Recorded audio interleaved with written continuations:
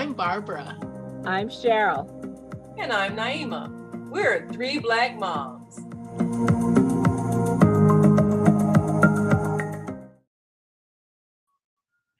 We were at a friend's house for dinner, and at the time we all had teenagers, and I asked where the bathroom was.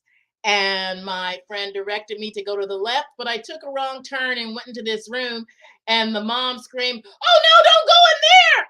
It was her daughter's room. And let me tell you, it was piled high with clothes, shoes, albums, toys, you name it, it was there. And I just burst out laughing. My friend said, "We never go in there because if you go in there, you might not come out." Well, I have to tell on my friend Charlie because he also was the father of a teenager.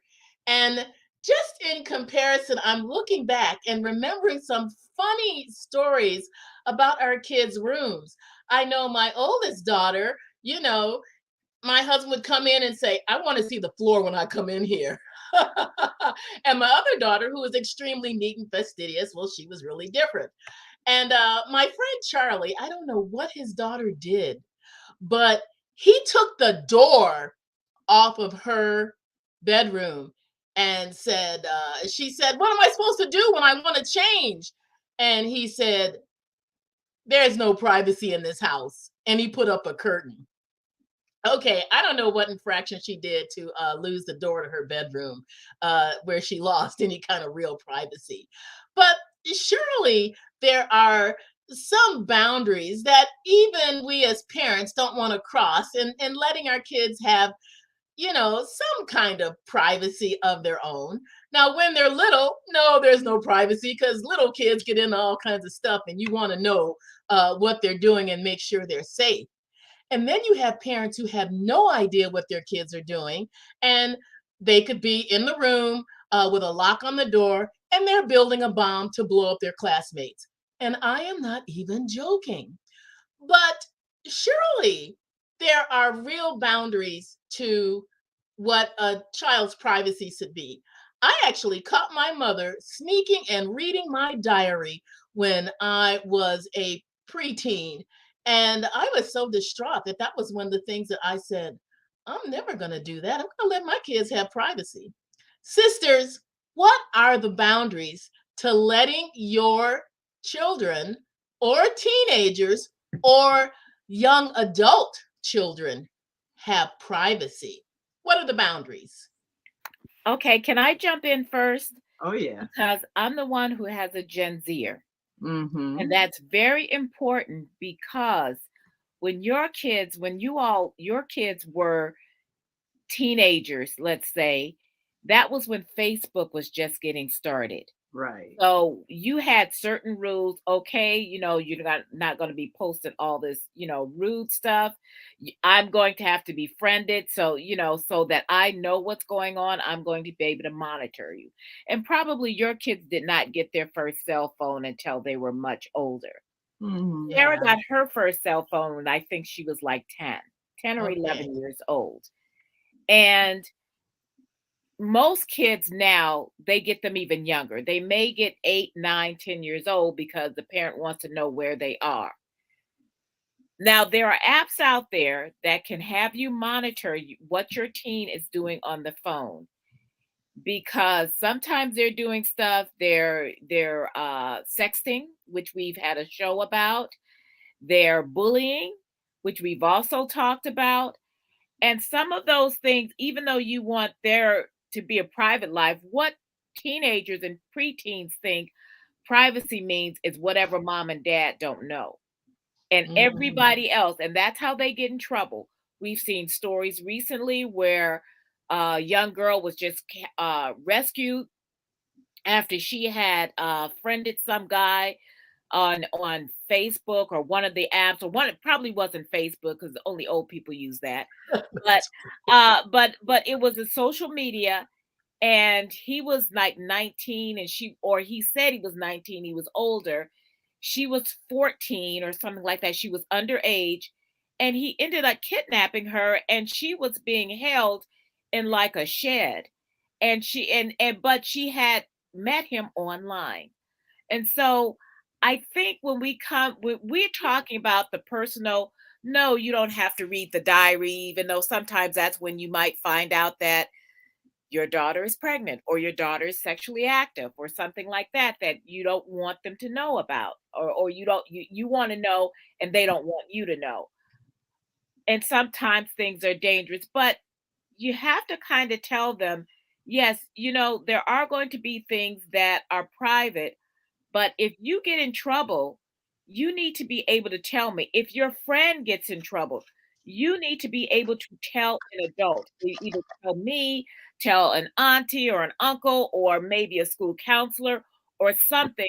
Because the problem comes with young people, they stop listening for a time to their parents and they start listening to their friends who know nothing. And not to sound ableist, but it is the blind leading the blind. And Yes. so we have to really, and I have made mistakes along that term about, trusting a little bit too much, uh because they're afraid of disappointing you, but they still might want to sneak around. So you have, before they get that first cell phone, so we're talking, tweens now, not even teens, before they get that first cell phone, because they're not going on Facebook, they're getting, they might have an Instagram, but they also might have a Finsta, which is a fake Insta, which is something that they use for their friends. They have Snapchat. I don't know if they still do that, or some of the other social media things that they don't want you on. You have to make it very clear. I don't want you doing anything that's going to get you in trouble.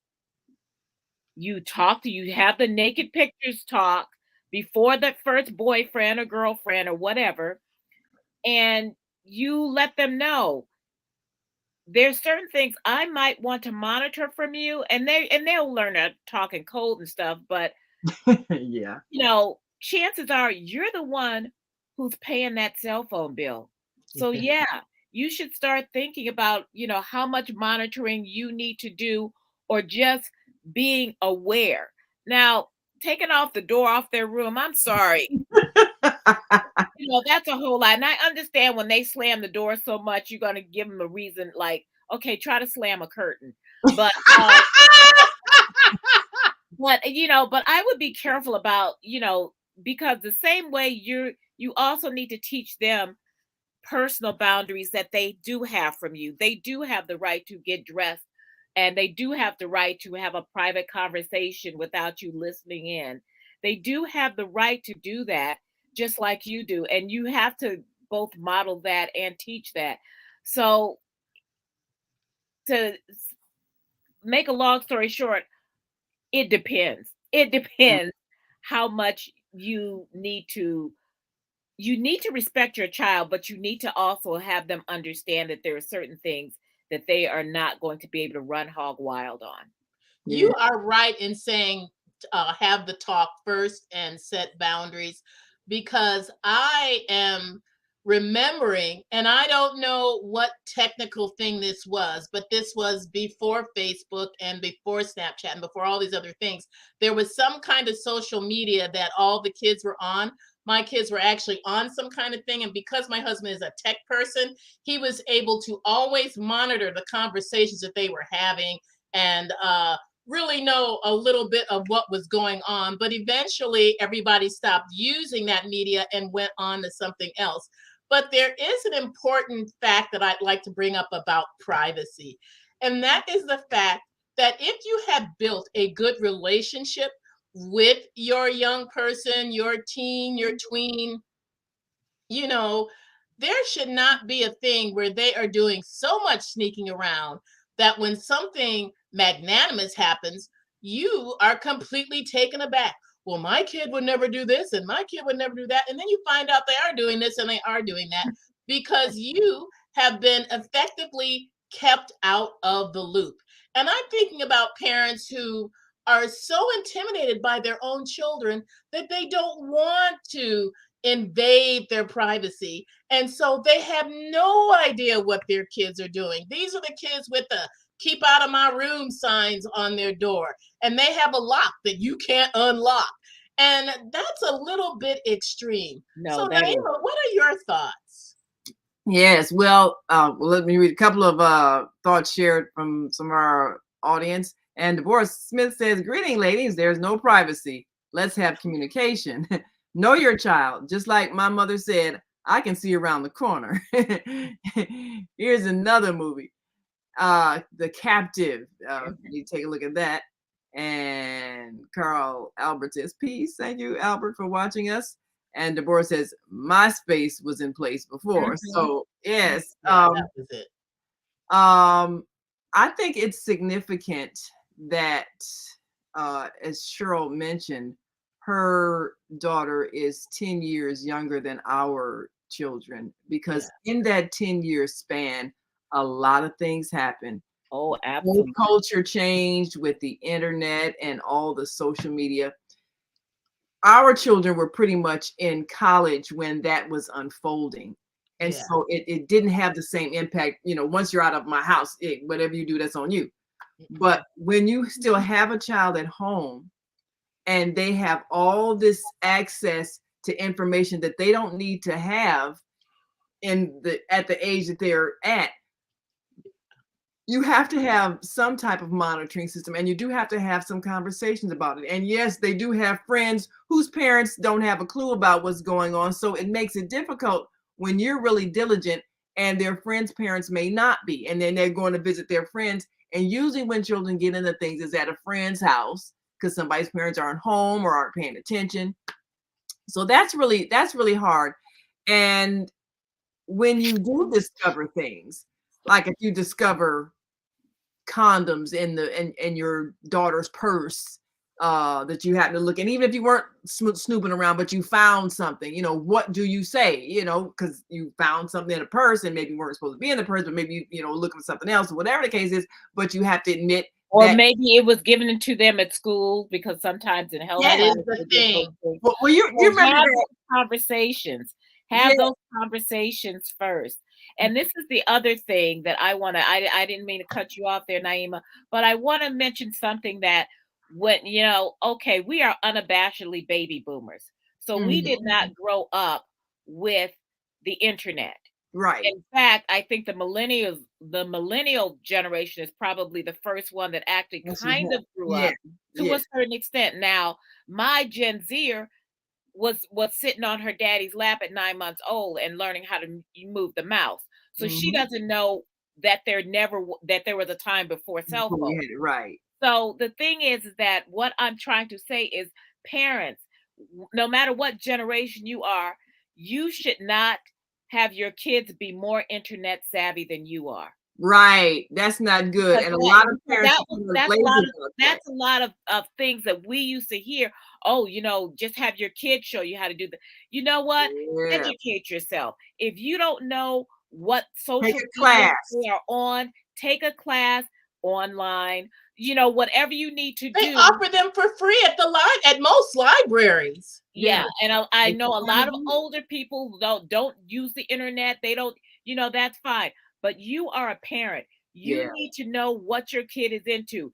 If it's Snapchat, which I don't even think they use anymore, if it's TikTok, if it's just going on Twitter or whatever, you need to know what they are into, and you need to know how to work it, because even though you can put all these parental controls on your computer at home, and remember they used to say, okay, have it in the family room and all this other kind of stuff. Kids, they're not going to be sitting there because, ever since COVID, when people had to, scramble and get laptops and do their homework in different places, you get used to having your own space and your own laptop. So you're not going to be using the family computer anymore. Right. Plus, your phone is a computer. Yes. Your cell phone is, and so is your watch. Yes. Yeah, you can have a watch. You have an Apple Watch or those kind of things. So know how your kids are communicating. And you can monitor them and let them know, be careful of what you're saying. It's like what Barbara, when you were saying, oh, my kid would never do that. kids have been bullied and they have been the bulliers. And we Yeah. don't even know that because we're so thinking that, oh, our kids are never like that because you know what? Kids are kids. Kids are kids. They're who they are in your presence, and they're who they are in your absence. Yes. Yes. And Always. sometimes they're better. They're if you're lucky, they're really good. Sometimes in they're public. better, sometimes they're worse. But sometimes they're not. And another thing, don't be intimidated by technology. I'm Yeah. telling you, as a person that's taken a number of different trainings that are offered by the AARP, the old people's group that Organization. trains you on how to use everything so that you are not an unsavvy grandmother. That's right. You And gotta you're not the grandma that they go over to visit and they come over and like I use see your what computer and get on your Deborah has said, I know of a 7-year-old who was caught watching porn. Yes, that can happen Because because those people are after your kids. be yeah. And if you're not paying attention to what they're watching on the computer, they're yeah. not- yes, You exactly. don't know how to And turn on if you don't know how to get in your computer and your 7-year-old does, yeah, that'll happen. yes, because those things, whether they're targeting kids or they're just targeting, you type in the wrong Viewers. word and you'll get all kind of pop-ups and stuff that you go, oh, that's not what I was looking for. I was looking for this store, bjs.com, the store, and you may get all kind of stuff that you didn't think you were going to get. So you have to be careful, but you need to know. So if you're a grandparent, even, you need to know how to work that computer because you don't want your grandkids coming over and doing stuff on your computer and you don't understand what's going on.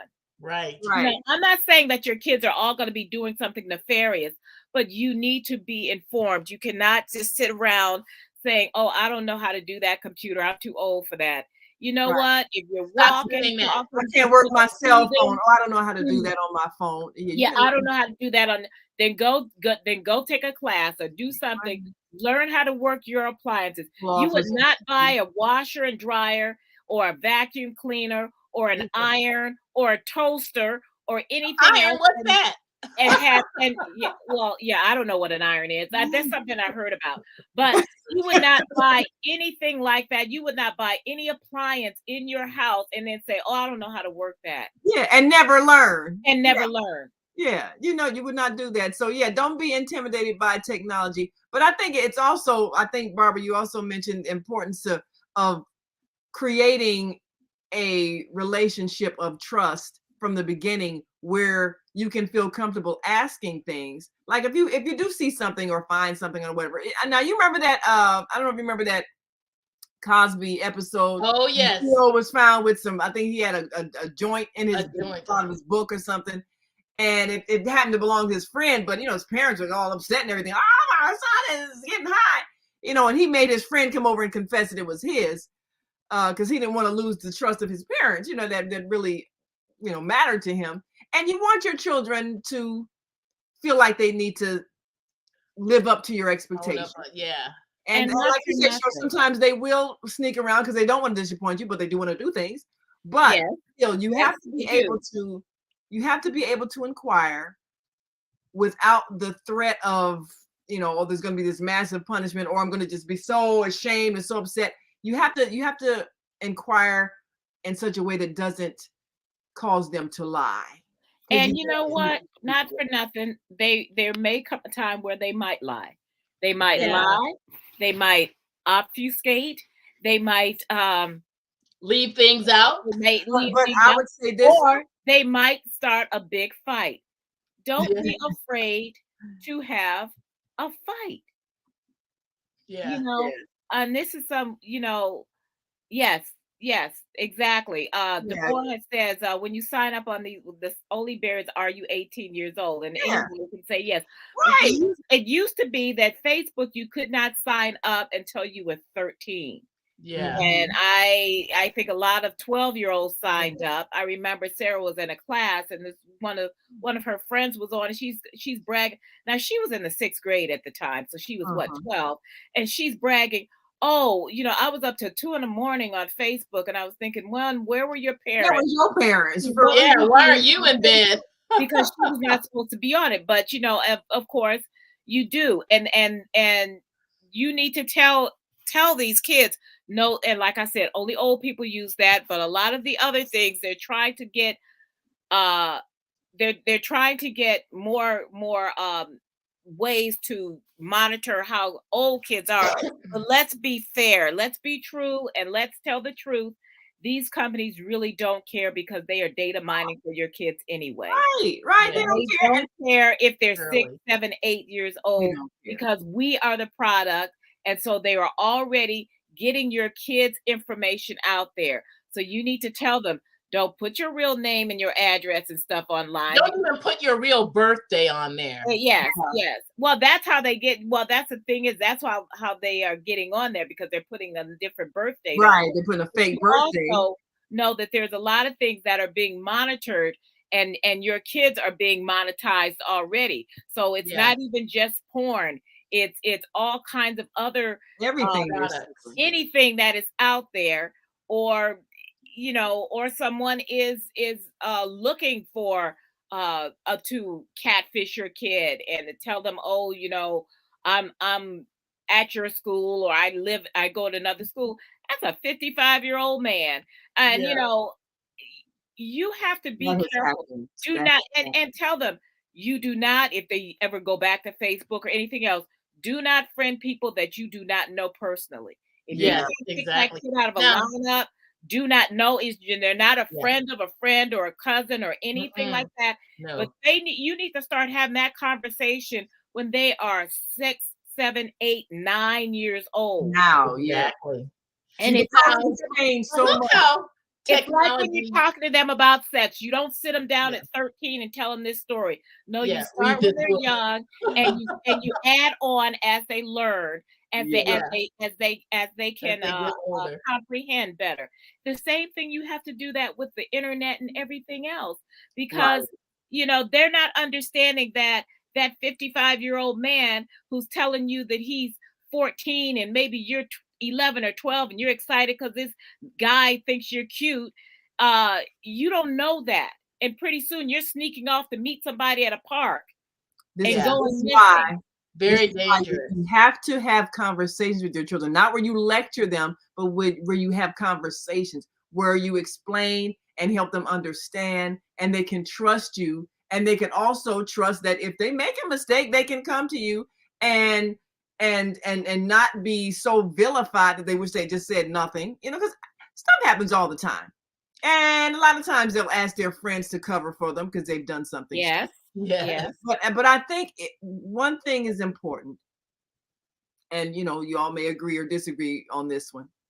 But if your child has done something and they've done something, don't try to catch them in the lie by saying, "Well, where were you tonight?" And where they were. "Oh, I thought you were at the library. Well, what book did you get out?" When because they're sometimes Yeah. when you found out, Entrapment. you saw no entrapment, because that's deceptive, and that will just make them become a better liar. Exactly. I was going to say that makes them become a better liar. Yes. So Now just I am let really them know old when you know school. stuff, and then and let them know straight up so they can, however they need to explain it, but don't Yeah. entrap them after you act like you don't know something, and And yeah, because then Now- when they lie, then what are you going to say? "Yeah, you just lying." Well, see, why did you entrap? See, why are you doing? Yeah. yeah. Well, this is so funny because I'm remembering the old school days when you had two phones in the house and one of your parents would pick up the extension and listen to your conversation. Yes. What are some ways that parents actually infringe on their kids' privacy by doing not that, because everybody has their own cell phone, but what kind of things do parents do that probably are not a good idea? Going through somebody's cell phone. And I don't know if that's one of those things you think, well, we got to find out what they're up to. But I would say going through anything that is private. I feel like you give it, and sure, you mentioned, of course, your daughter probably had a cell phone before ours did. Because I think the kid got her first cell phone in high school. Yeah. John and Lorelai and Lavinia, they were all Lavinia was in college and John and Lorelai were in high school. Yeah. So I mean, it's for safety, communication, and It's all a of little, that. well, it's different if they're 18, because if they're 18 Right. at that point, you're not, or if they You need, are yeah, they're like adult 8, and 9 years old. So right, it, like I said, it all depends on the age, age. because sometimes you do need to be going through their phone and you do need to be checking their messages and those kind of things, because they may be victims of predators. They may be victims of bullies. They may be the bullying. There's a lot of things that they need to do, but they should not have that expectation of privacy. I mean, if So you you feel say like 18 and under, no privacy. I'm saying there's Oh, no privacy. I'm divorce is I'm there's saying no I'm privacy not saying while that you're in there's my no house. privacy. I'm saying that they should not uh be there should not be this expectation that they're going to be doing dirty stuff, and they're going and that you're not going to either be suspicious or call them on it. Now, Yeah, I see where Deborah says there's no privacy while you're in my house. Well, I think that you do have to be able to, get dressed or whatever, and not worry about that. But I think that there should it's not certain be the age. expectation that a 9-year-old is having conversations with people that she or he don't know, Yeah. and that you Or don't you don't know. about it. You don't know anything about this. Their friends don't have names. It's like my friend here, Yeah. where do they live or anything. There's certain things that you need to know as a parent. You need to know who these people are.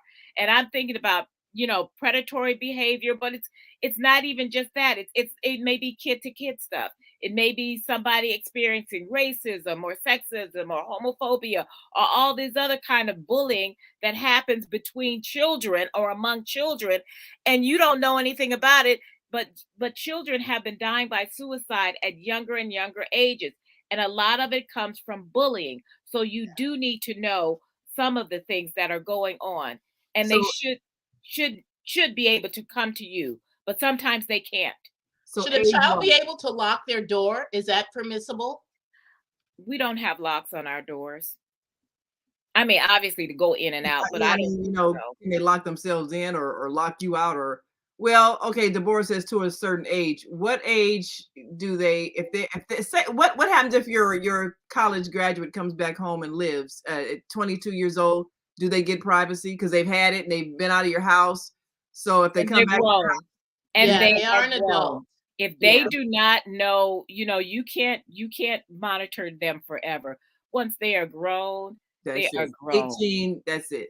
And you can't treat them like little Yes, kids, like, yes. oh, you got a curfew. Well, what? No, I'm you 30. don't. I mean, granted, they shouldn't be still living at home, but things happen. Things Yes. happen, yeah. So over the age of 18, out of your house, you don't need to monitor them. But anything under that, there's no privacy. You need to know what's happening in their And lives. those apps that allow you to monitor your kid, they end when the child turns 18.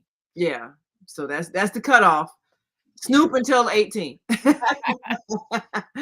Well, we've got to go. And we appreciate all of you who listened in and watched and have added your comments. And Deborah, one last comment. She says you do need to know what their body looks like because of abuse. Well, yeah, that is true. Because things can happen. That's an interesting concept for maybe another conversation Yeah. at Yeah, another think about time. that.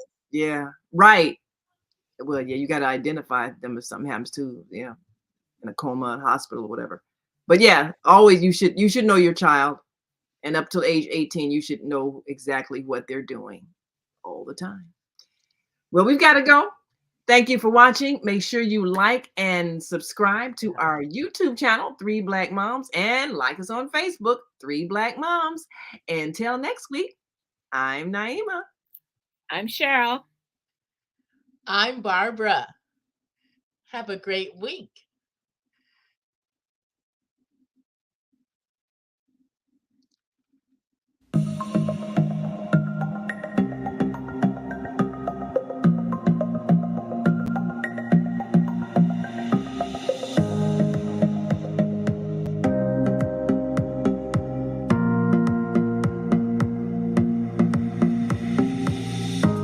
Hi, I'm Barbara. I'm Cheryl. And I'm Naima. We're 3 Black Moms.